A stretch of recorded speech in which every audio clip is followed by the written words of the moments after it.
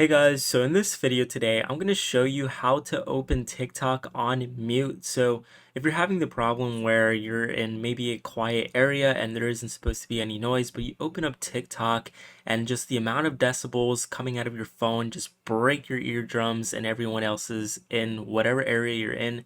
I'll show you how to fix that in this video today. I'll show you how you can open up TikTok on mute. So on your TikTok profile, just click the profile section and then click the top right hand horizontal lines and then settings and privacy.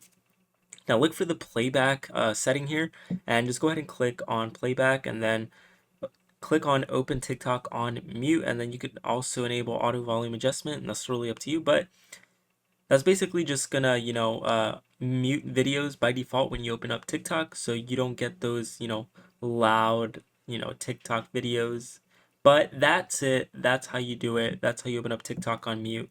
If you found the video helpful, please leave a like on the channel, leave a like on the video, and yeah, I'll see you all for the next